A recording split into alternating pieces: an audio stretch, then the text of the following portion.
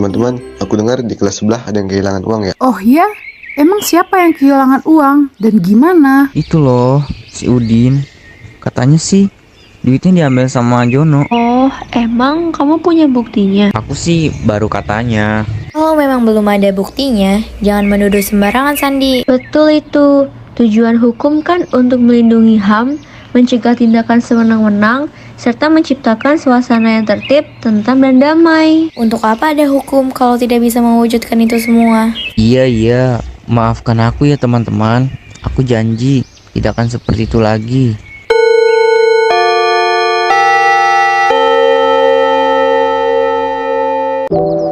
Baik, anak-anak, sekarang kita akan mempelajari tentang sistem hukum dan peradilan di Indonesia. Sebelumnya, apakah ada yang tahu hukum itu apa? Saya tahu, Bu. Hukum adalah aturan dan tata tertib. Benar, Sabrina. Hukum adalah aturan yang bersifat memaksa dan mengatur. Lalu, siapa yang tahu unsur-unsur hukum? Saya, Bu. Dalam hukum terdapat beberapa unsur, yaitu yang pertama, peraturan mengenai tingkah laku manusia dalam pergaulan masyarakat. Yang kedua, peraturan itu dibuat dan ditetapkan oleh badan-badan resmi yang berwajib. Yang ketiga, peraturan itu bersifat memaksa. Dan yang keempat, sanksi terhadap pelanggaran peraturan adalah tegas. Benar sekali, Sandi. Hebat. Terima kasih Sabrina dan Sandi untuk jawabannya. Sekarang, marilah kita simak penjelasan berikut ini tentang sistem hukum dan peradilan.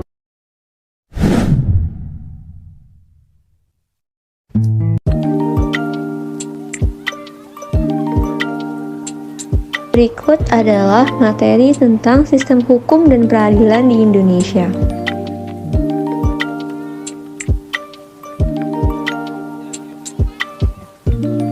Materi yang pertama adalah sistem hukum di Indonesia.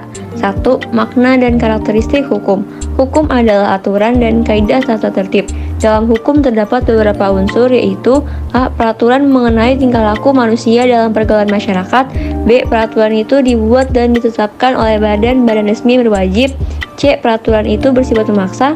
E. Sanksi terhadap pelanggaran peraturan adalah tegas.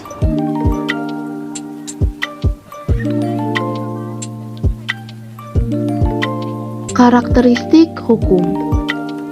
Karakteristik hukum adalah adanya perintah dan larangan. Hukum memiliki sifat mengatur dan memaksa. Hukum memiliki ketentuan sebagai berikut. 1. Menjamin kepastian hukum bagi setiap orang di dalam masyarakat.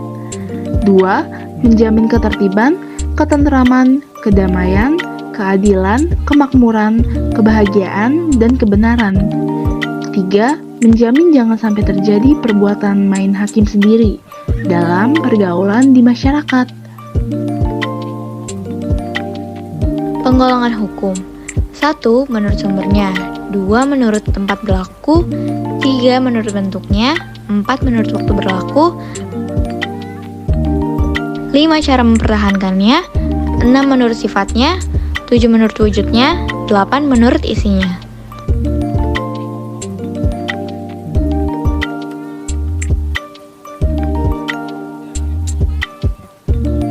Tujuan untuk menegakkan kebenaran dan keadilan, mencegah tindakan yang sewenang-wenang, melindungi hak asasi manusia, serta menciptakan suasana yang tertib, tentram, aman, dan damai, menciptakan tatanan masyarakat yang tertib, serta menciptakan keseimbangan dan ketertiban. Ada teori tentang tujuan hukum, yaitu teori etis, teori utility, teori dogmatik, dan teori campuran.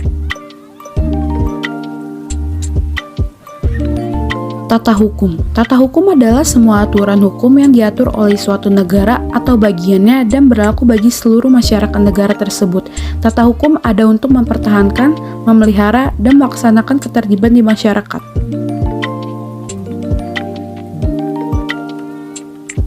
Mencermati sistem peradilan di Indonesia.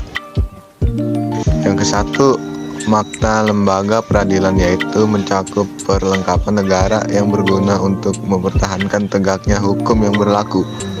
Lembaga peradilan selalu berkaitan dengan konsep kekuasaan negara, dalam hal ini adalah kekuasaan kehakiman. 2. Dasar Hukum Lembaga Peradilan Indonesia. Yang pertama, Undang-Undang RI Nomor 26 Tahun 2000 tentang Pengadilan HAM. Yang kedua, Undang-Undang RI Nomor 8 Tahun 2004 tentang perubahan atas Undang-Undang Nomor 2 Tahun 1986 tentang Peradilan Umum. Yang ketiga, Undang-Undang RI Nomor 51 Tahun 2009 tentang perubahan kedua atas Undang-Undang Nomor 7 Tahun 1986 tentang Peradilan Tata Usaha Negara. 3. Klasifikasi lembaga peradilan. A. Lembaga peradilan di bawah Mahkamah Agung. Yang pertama ada peradilan umum, yang kedua peradilan agama, yang ketiga peradilan militer, dan yang keempat peradilan tata usaha negeri. B. Konstitusi mahkamah. Yang pertama ada kompetisi relatif dan yang kedua kompetensi absolut.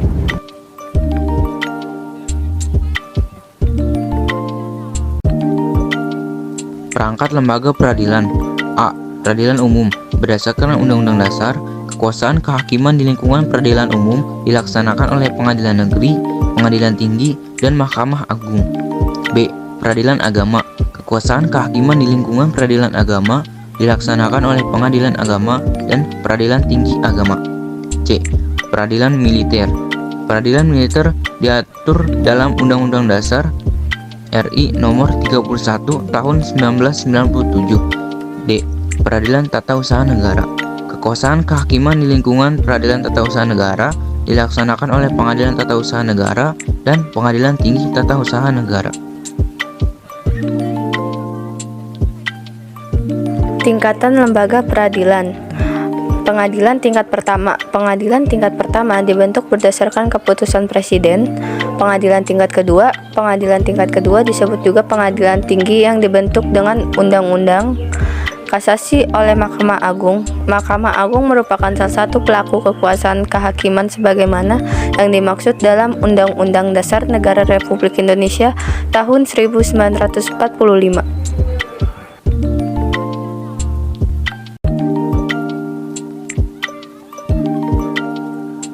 6. Lembaga peradilan, lingkungan peradilan umum, lingkungan peradilan agama lingkungan, peradilan agama, lingkungan peradilan tata usaha negara, lingkungan peradilan militer, Mahkamah Konstitusi.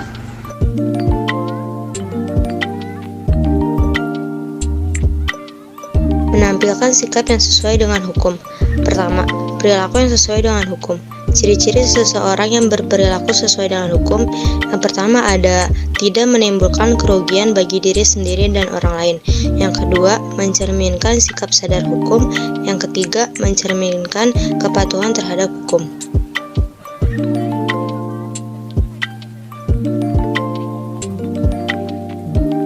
Dua. Perilaku yang bertentangan dengan hukum beserta sanksinya. Yang A. Tidak patuhan terhadap hukum dapat disebabkan oleh dua hal, yaitu yang pertama, pelanggaran hukum oleh si pelanggar sudah dianggap sebagai kebiasaan, bahkan kebutuhan. Yang kedua, hukum yang berlaku sudah tidak sesuai lagi dengan tuntutan kehidupan. Yang B, berikut ini macam-macam norma yang berlaku di masyarakat.